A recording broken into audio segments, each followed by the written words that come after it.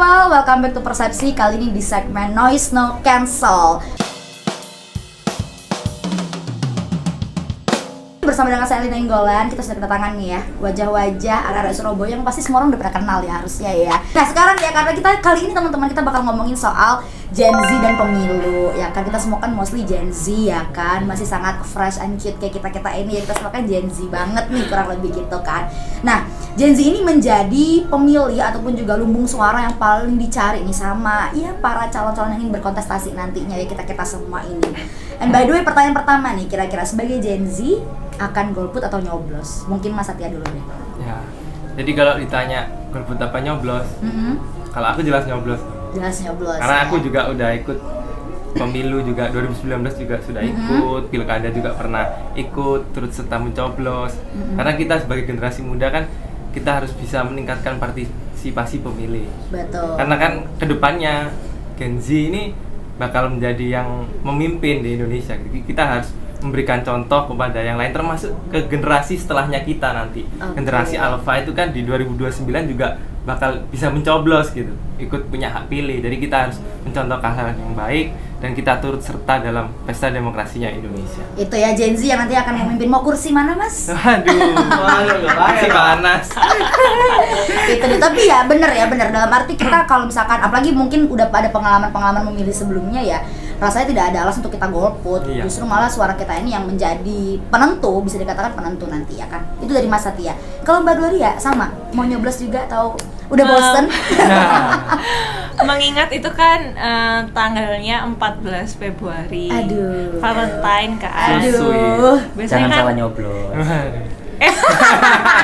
nyoblos lah. Nyoblos lah Soalnya ya. dari dulu konsisten, aku tuh nggak pernah golput. Jadi memang konsisten untuk terus nyoblos. Nyoblos terus. Ya. Clandestine, gimana? Golput? Tetap Oh, nyoblos. saya agak kaget loh dengan jawabannya. Enggak, soalnya karena kalau golput kan takutnya kan suara kan ya, kalau golput mending dirusak sekalian gitu kan suara. Oke. Tapi kalau bisa ya jangan golput lah. Tetap pilih salah satu lah. Malah maksudku berarti kalau misalnya kita golput bisa jadi surat suara kita ya dipergunakan untuk Iya. kecurangan bisa jadi ya. Pasti bakal ada kecurangan-kecurangan yang Mending dirusak tidak terlihat. sekalian aja. Iya, gitu. Tapi ya jangan dirusak. Coblos salah satu. Coblos salah Iya. satu. Udah ada pilihan? Lagi bimbang sih. Oh, lagi Kan masih bimbang. lihat-lihat presidennya Oke. gimana gitu. Nah itu presidennya. Kalau kamu sendiri udah tahu capres-capresnya siapa aja? Ada 3 ya? Kemungkinan ada 3 toh? Itu siapa udah aja? pasti apa belum? Ya ini kan masih belum pendaftarannya, mereka Bakal masih calon. bakal calon. Bakal calon. Tapi udah ada yang deklarasi satu. Oh, itu. yang mengkhianati partai Aduh. koalisi itu. Tapi tanggapan kamu Klen soal itu, soal paslon yang sudah mendeklarasikan ya kan itu ada Pak Anies Baswedan sama Caimin ya kan, itu deklarasi juga di Surabaya. Dan juga ada paslon lainnya juga ada Pak Ganjar Pranowo, calon ya baca pres ya, belum dapat pasangan ya kan. Dan juga satu lagi ada Prabowo Subianto. Dari 3 nama itu, what do you think dari ketiga-tiganya? Setaumu track record mereka mungkin? Kalau track record lihat dari capresnya ya. Boleh. Ada Pak Anies, Pak Prabowo sama Pak Ganjar. Pak Anies kan yang itu kan yang yang nonjokin Ahok gara-gara Al-Maida itu kan. Kalau Throwbacknya jauh kita ya. Tapi Gen Z perlu tahu loh, mungkin banyak yang nggak tahu. Tapi kalau untuk kinerjanya kayaknya apa ya ini? Nah, kalau aku secara personal itu, karena kalau aku ya, aku tuh termasuk 80%, 82 orang yang puas akan kinerja Pak Bapak Jokowi. Joko Widodo, Bapak Presiden kita sekarang. Pak Jokowi juga sempat diremehkan loh kan awal-awal Ya, kepemimpinan. benar. Ya, Tapi ternyata dibilang plonga-plongo. Nah, Ya. tapi ternyata sangar loh. Ternyata 2 periode menang terus gitu. Iya. Bahkan orang pada minta 3 periode ya kan, kita yang pusing nih ya. Kemarin denger 3 Kapan masa periode. 3 yang jadi presiden ya kan kalau Jokowi 3 periode.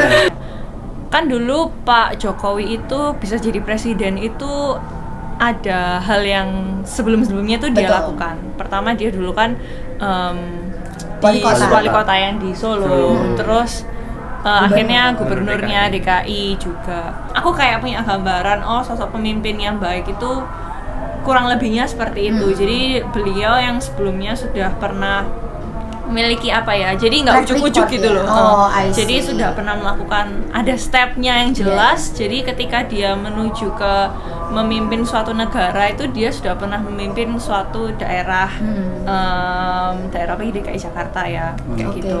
Nah, dari orang-orang yang sudah kita, dari 3 calon tersebut itu kan memang ada yang sudah memimpin daerah, Betul. ada yang ya menjadi menteri dan lain sebagainya.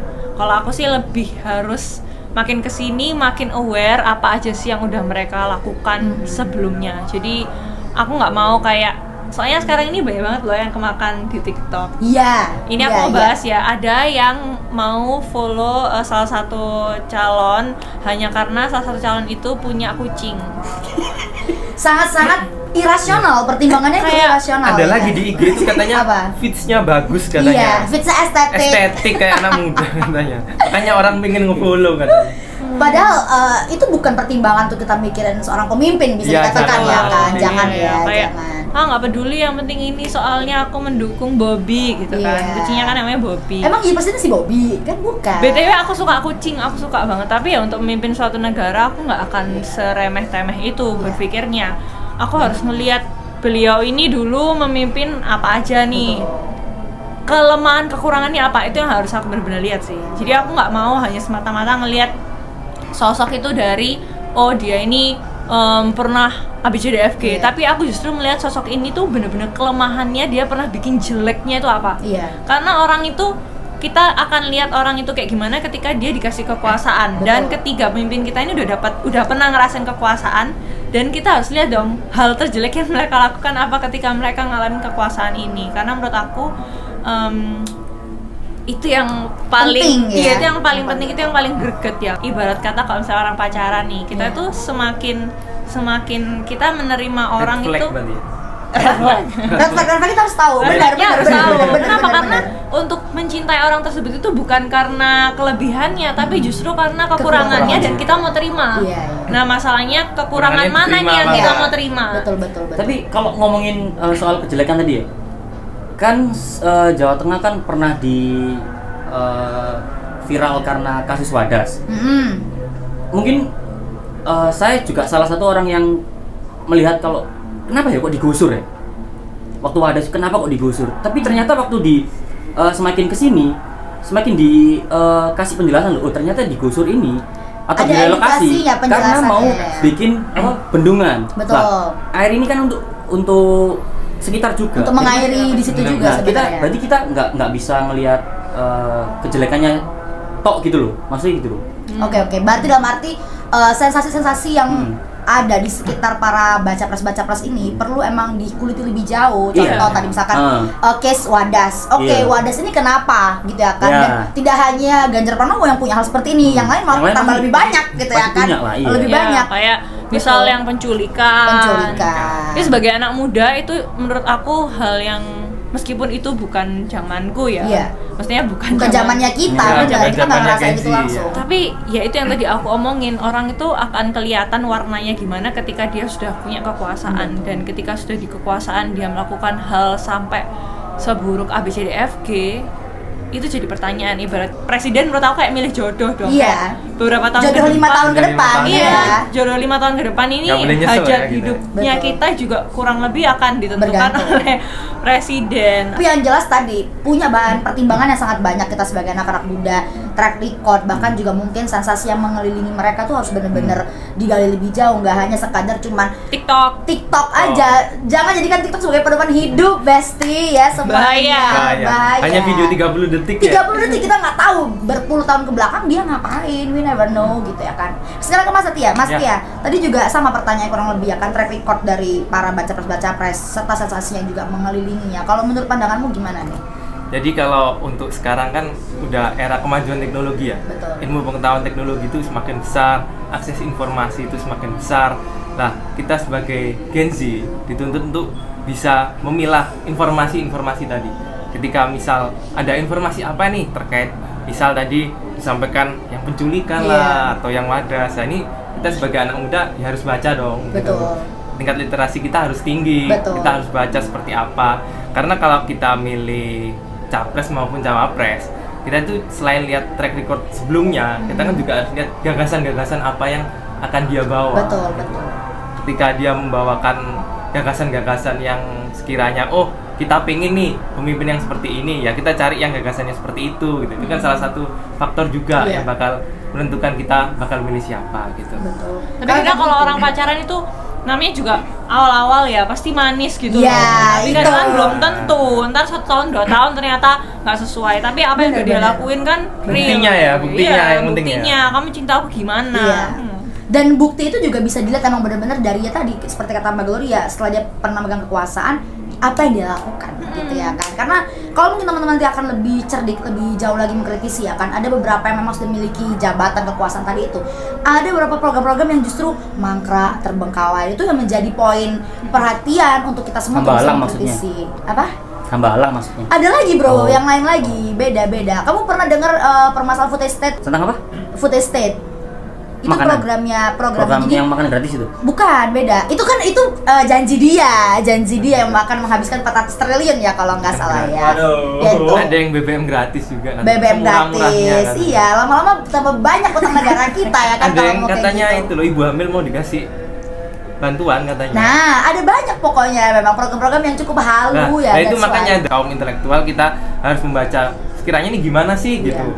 Kalau ada yang janji-janji seperti ada yang janji BPJS katanya mau digratiskan kalau menang partainya ada yang seperti Is it itu. possible gitu ya kan, kita juga harus mikir gitu Ya harus ya mikir kan? lah gitu, Bener. seperti apa kira-kira memungkinkan nggak sih gitu. Sama seperti Membayar sih koyo ngono masih aduh ate gak bayar. Iya kan? Gak direken awak dhewe Makanya. sampai meninggal lorong. Makanya itu Itu. tadi kita emang harus lebih kritis lagi. Apapun janji-janji yang nanti akan muncul ya, kita harus kritis apakah emang itu memungkinkan atau enggak, atau bahkan itu cuma untuk memanipulasi kita aja. Iya. Last question nih ya kan, ngomongin soal janji-janji manis. Kalau kalian sebagai Gen Z yang kalian butuhkan dari seorang pemimpin presiden ke depannya, apa untuk kalian sebagai Gen Z? Mungkin Mas Satya dulu deh. Ya. boleh. Jadi kalau untuk presiden dan wakil presiden ke depan, ketika kita sudah eranya sudah sangat maju, Betul. otomatis kita perlu cari presiden yang berkeberlanjutan, Betul. yang jangka panjang. Betul. Kayak apa yang sudah dilaksanain oleh kepemimpinan sebelumnya, yang sudah membangun kan pembangunan ini jangka panjang. Itu harus bisa ada yang melanjutkan. Gitu.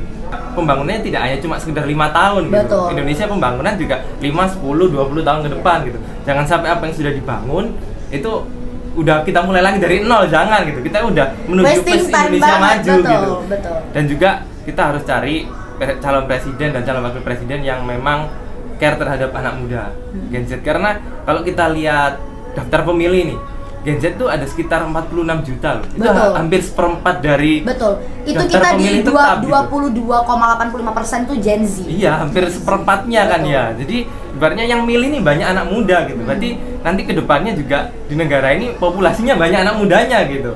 Jadi memang nanti presiden dan wakil presiden yang terpilih harus bisa bagaimana dia menyelesaikan permasalahan-permasalahan masyarakat, terutama juga anak muda. Karena kalau Gen Z kan sekarang ada yang lagi kuliah, ada yang sekolah, ada yang kerja, baik Betul. informal maupun formal sektornya. Nah, ini harus bisa tercover oleh Relate seluruh- gak ya kita, Iya, ya kan? harus bisa mengcover semua ini karena kan berbagai macam. Sekarang orang kerja, ada yang mau kerjanya informal, ada yang formal. Ya gimana pemerintah itu bisa memfasilitasi semua ini, menaungi semua itu. Cari yang bisa Ya. mengcover semuanya lah. Ya, jadi berarti emang kalau Mas Satya butuhnya pemimpin yang bisa ya mengcover kebutuhan kita Iya. sebagai anak muda, terus berarti di bidang ketenaga kerjaan, pendidikan, Iya. itu yang menjadi prioritas buat kita sebagai anak muda. Ya, lebih mudahnya kalau seperti kata Mbak Gloria tadi, kita lihat ini kan udah pernah megang kekuasaan. Betul. Dulu bagaimana gitu Iya. concernnya dia kepada masyarakat, terutama anak muda gitu. Betul. Kayak misal sekarang kan kalau dari segi pendidikan kita Indonesia ini sangat butuh sekolah gratis kan. Betul. Jadi pendidikan sekolah negeri kayak di Surabaya nih, orang-orang berlomba-lomba masuk sekolah negeri gitu. Betul. Karena sekolah negeri ini gratis gitu. Disediakan oleh pemerintah daerah kan kalau SD, SMP ya sama pemerintah kota.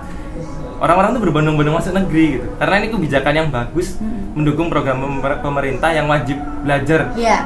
12 12 tahun. tahun. Gitu. Jadi agar generasi ke depan itu semuanya minimal ya 12 tahun gitu. Dan bagaimana caranya pemerintah untuk memfasilitasi tersebut.